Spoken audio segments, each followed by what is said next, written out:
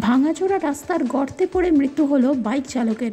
মহেশতলার রামেশ্বরপুরের ঘটনা। স্থানীয়দের অভিযোগ, রামেশ্বরপুরের এই রাস্তা ভাঙাচোরা অবস্থায় পড়ে রয়েছে দীর্ঘদিন। রাস্তার একাংশ ভেঙে গিয়েছে, রাস্তায় আলো নেই।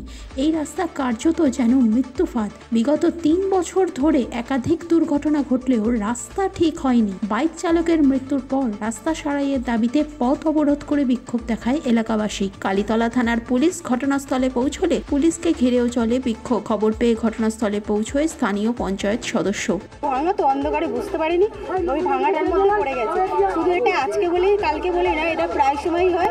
আর ছোটোখাটো ক্ষতির উপর দিয়ে কারোর হাত ভাঙে, কারোর পা ভাঙে, কারোর দাঁত ভেঙেছে, কারোর হাত পা কেটেছে। আমরা বাড়ির সামনে তো আমরা দেখেছি, জল দিয়েছি।